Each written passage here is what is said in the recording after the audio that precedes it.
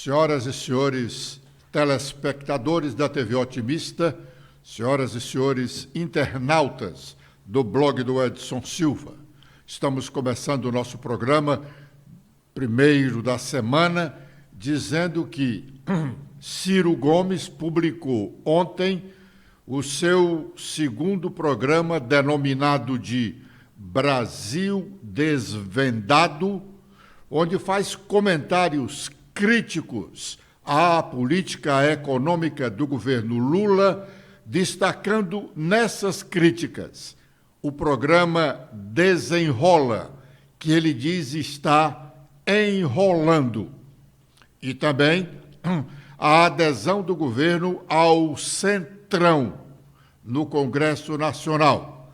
Este segundo programa de Ciro não mereceu destaque na imprensa nacional, mas, sem dúvida, incomoda o governo, em cuja sua base de apoio está o PDT de Ciro, no comando do Ministério da Previdência Social, com Carlos Lupe, presidente nacional licenciado do PDT. Ele está licenciado exatamente para assumir o cargo de ministro. Sem dúvida, como se diz no popular, Ciro está ainda no começo ou no esquenta, como se diz no início das partidas de futebol e até mesmo no início dos desfiles das escolas de samba no Rio de Janeiro e em São Paulo. Daqui a pouco, esse programa do Ciro vai incomodar tanto o governo quanto o seu próprio partido, o PDT. Pode fazer o partido deixar o governo, o que Ciro diz neste seu segundo programa sobre o Desenrola Brasil. Antes de liberar o que escreveu ontem, Ciro fez um esclarecimento aos assinantes. Vamos ouvi-lo. E aí, pessoal? Bom, ficou pronta, está no forno, já assadinha, o número 2 da newsletter O Brasil Desvendado. E eu resolvi fazer aqui uma coisa, eu quero que vocês que assinaram me permitam e compreendam, que é liberar a primeira newsletter para as pessoas que não assinaram compreenderem do que se trata, qual é o tipo de informação, qual é o tipo de análise que tem ali. Vai ser só essa, não vai repetir outra não, mas, enfim, com a permissão de vocês, então, amanhã sai a segunda newsletter e no meu site eu vou liberar a primeira, somente a primeira, para todo mundo entender como é que é esse espaço, essa corrente de opinião que eu estou querendo ajudar a formar e a informar no Brasil. Bom, neste seu segundo programa, Ciro dedicou mais tempo tratando de economia, sendo de veras crítico o programa ele foi de veras crítico com o programa do governo Lula chamado Desenrola.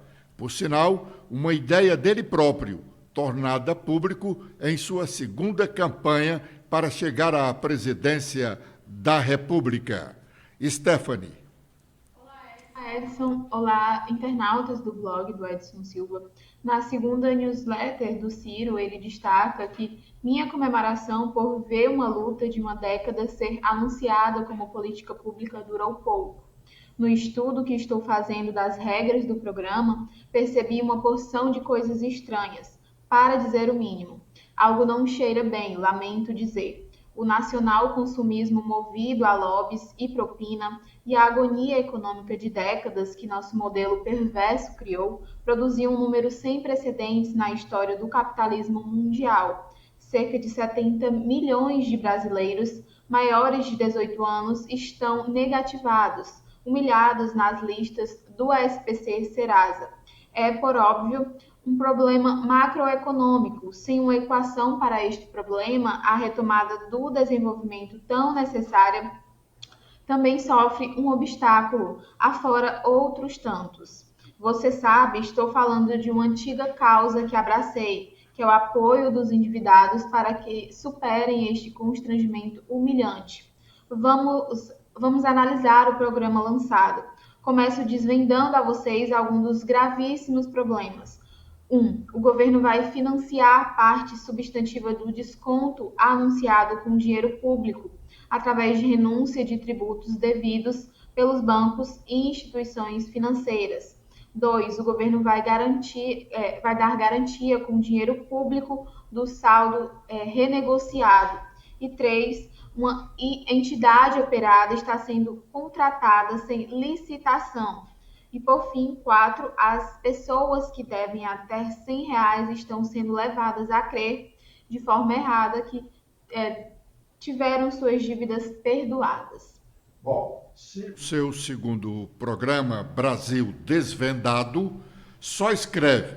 E suas primeiras palavras no segundo programa foi de agradecimento aos que assinaram a sua newsletter. O primeiro comentário, neste segundo programa, o primeiro comentário, antes mesmo de falar do programa Desenrola, uma ideia sua, que já dissemos, na penúltima campanha presidencial que disputou, ele escreveu indagando qual é a política econômica do governo Lula. Letícia. Olá, Edson. Olá a todos que acompanham o nosso programa desta segunda-feira. Bom, de acordo com o Ciro, ele diz: acompanhando a vida política e econômica do Brasil há mais de 3 décadas, posso dizer que nunca vi um mosaico tão desarrumado de política econômica quanto o que estou assistindo por estes meses. O símbolo disso é a denúncia, dia sim, outro também, por autoridades, começando pelo próprio presidente da República e seus ministros, irradiando para sua militância a crítica da direção do Banco Central, como se este fosse um enclave marciano aqui no pedaço Macunaíma do planeta Terra. É tal o charme no poder que parece que aceitaram a mentira de que o presidente da República não pode trocar a direção do Banco Central porque a lei não permite. Isto é uma deslavada mentira. Coloco aqui o link para quem quiser ler a Lei de Autonomia do Banco Central, votada de forma simbólica remotamente em plena pandemia pelo presidente Arthur Lira e sua banda metaleira energizada pela emenda do relator e o orçamento secreto. Por resumo, interpreto o artigo 5 do inciso 4 da Lei da Autonomia.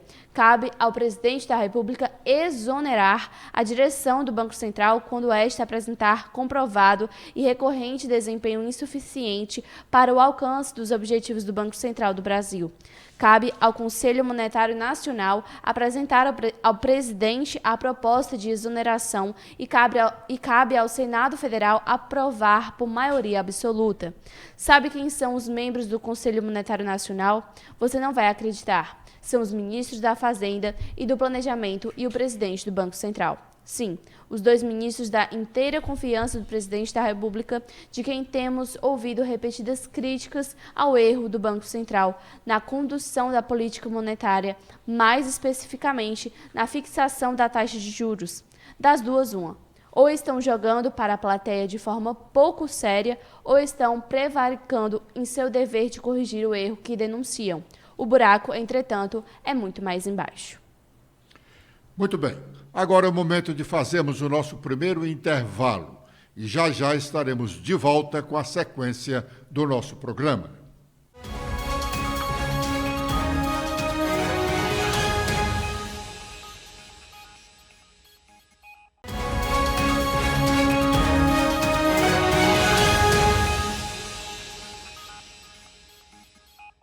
Mas a maior parte da escrita de Ciro Gomes, no seu segundo programa, na sua segunda newsletter, foi tratando sobre o ambiente político. E o título, ele deu como título o seguinte, uma indagação. E a política? Quem está aderindo a quem? E aí abre um parêntese aqui para falar sobre fagocitose. Fagocitose.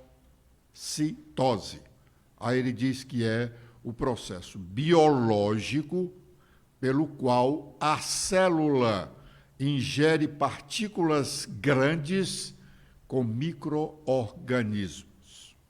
E começa. Vendo o noticiário político destes dias que me veio à lembrança, esta lição de biologia. Boa parte do ministério, que mal inteirou 6 meses de atuação, está na pendura de não saber se sai, se fica ou se vai acabar fundo, como dizia um craque do Guarani de Sobral, meu time do coração. De plano, uma constatação: a injustificada euforia e o descabido clima de festa que dominou a transição revelam um erro básico de engenharia na Constituição original mesma do governo e uma trágica alienação em relação à profundidade do problema brasileiro. E prossegue.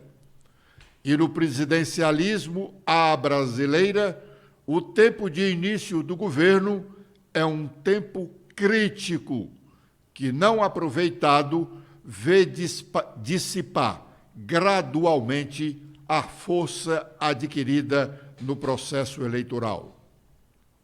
Esclerosa-se rápido o capital político. É a capacidade de reformar o país que se perde na agenda do dia a dia medíocre ou dos temores de CPIs. Hipertrofia-se de forma ameaçadora e, com o tempo, fatal, a agenda do clientelismo fisiológico e corrupto. Que filme velho, que incapacidade de aprendermos qualquer coisa com nossas amargas experiências. Bem, está acontecendo de novo. O governo anuncia um esforço para incorporar à sua base de apoio no Congresso Nacional os partidos que deram 2/3 da base de sustentação de Bolsonaro no parlamento. O governo busca apoiar. Para governar é quase um pleonasmo. Sem problema, portanto, diria, só que não. Raciocinemos. Há um projeto dependente de apoio orgânico do Congresso que foi viabilizado. O arcabouço fiscal é uma exigência do mercado, como filho bastardo melhorzinho do teto de gastos, nunca praticado. Reforma do mercado também. Passariam sem, apesar ou contra o governo. Mudou a profunda regressividade do sistema tributário. Abre parênteses. Paga mais quem ganha menos, paga nada quem é podre de rico.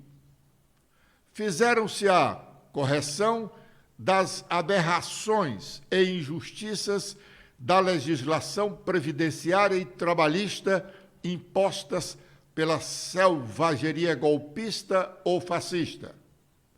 Sequer se admitiu discutir. Nada disto foi sequer aventado, a não ser na retórica totalmente incoerente dos poderosos petistas e seus puxadinhos. Nós estamos lendo o que Ciro Gomes escreveu na sua segunda newsletter, distribuída ontem. E prossegue. Na prática, tirante os bons costumes, nada mudou nas estruturas socioeconômicas de nossas instituições esclerosadas e injustas. Reproduzo aqui embaixo um print de uma entrevista de um dos formuladores mais importantes da política econômica bolsonarista e atual. Surpresa nenhuma. Economista-chefe da XP, Caio Megali, para quem a virtude do governo do PT, o mais importante foi o que não aconteceu. Sabe o que não aconteceu? Propor como começo, meio e fim, um projeto de reformas que restaurem o compromisso com o estado de bem-estar social da Constituição esfrangalhada de 1988. Introduzir as inovações institucionais necessárias à adaptação do Brasil à economia do conhecimento. Consertar as finanças públicas na direção de restaurar nossa independência nacional do jugo do financismo rentista e incrementar o investimento público e privado. Não aconteceu de convocar um novo pacto de governadores e prefeitos e trazê-los organicamente a uma transparente mediação com as diversas bancadas e partidos representados no Congresso Nacional, oferecendo em troca, pragmaticamente, um novo acordo de renegociação das dívidas dos estados e municípios. O total delas não chega a 10% da dívida pública toda, mas seu fluxo leva entre 15% e 20% das receitas dos entes federativos, quando não suspensos os pagamentos por liminares judiciais, e obter, por maioria simples, autorização para mandar a plebiscitos e referendos aqueles pontos onde, de forma clara, junto ao povo, como base conceitual do contrato entre o governo eleito e a nação. Não. Foi a negociação do fascismo e a difusa promessa de picanha e cerveja, em resumo, que ajuntou votos que quase dão empate às eleições. Negociar intramuros e na linguagem insustentável da corrupção deu certo em algum momento da vida brasileira? Não, porque acreditar que daria certo agora é miopia e rendição. É fácil fazer diferente? Não, mas é vitalmente necessário e possível. Qual é o projeto? Bem, tenhamos clareza. Até aqui, a reforma da tributação do consumo vem do Congresso, de iniciativa de um parlamentar do PMDB, e o governo teve que ficar calado para não atrapalhar. Remanesceram impasses tópicos. Se assim fosse, energizando a política, aprofundando a vocação democrática que tanto defendemos na retórica, sairíamos da crise crônica em que estamos atolados nesses 35 anos de democracia eleitoral. Neste contexto, grande ficaria simples, justo, normal e defensável fazer acordo com quem quer que seja, liberar emendas, prestigiar políticos com indicações para qualquer cargos. Fora disso, é fagocitose. Não é o Centrão que está aderindo ao governo, é o governo que está aderindo feio ao Centrão, conclui. Isto foi o que escreveu Ciro sobre a política. Agora é o momento de fazermos o nosso segundo intervalo e já estaremos de volta com a parte final do nosso programa.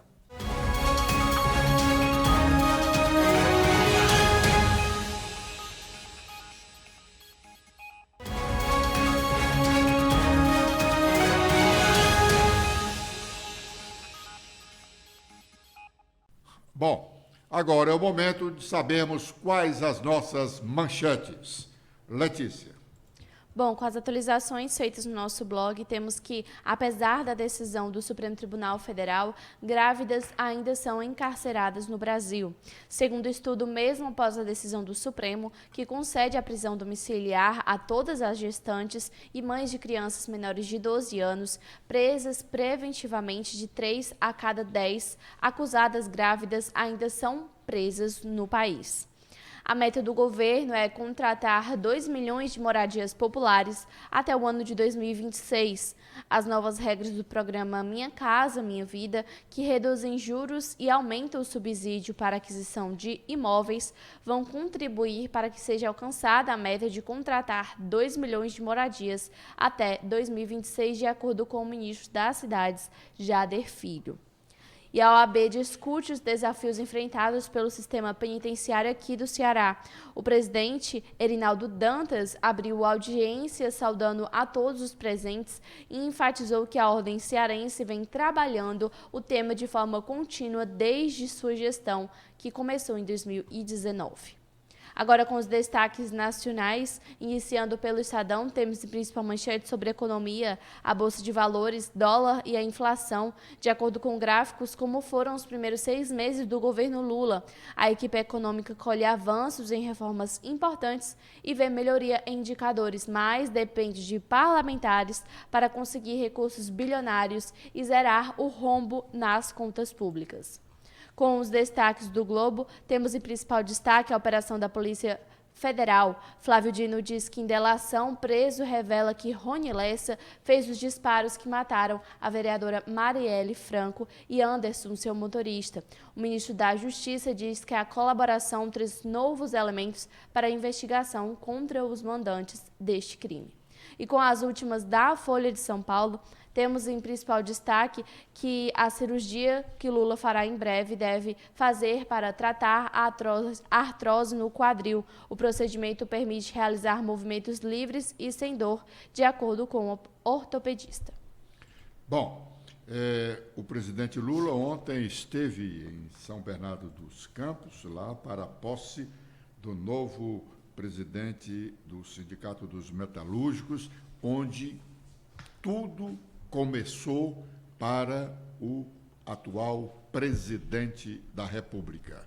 É inominável a perseguição feita por setores do Ministério Público Estadual contra o prefeito de Limoeiro do Norte, município da região Jaguaribana, José Maria Lucena, um ex-juiz federal, desembargador federal aposentado, um político respeitável a partir da sua chegada à chefia da Casa Civil do governo do Estado, ainda na década de 1980.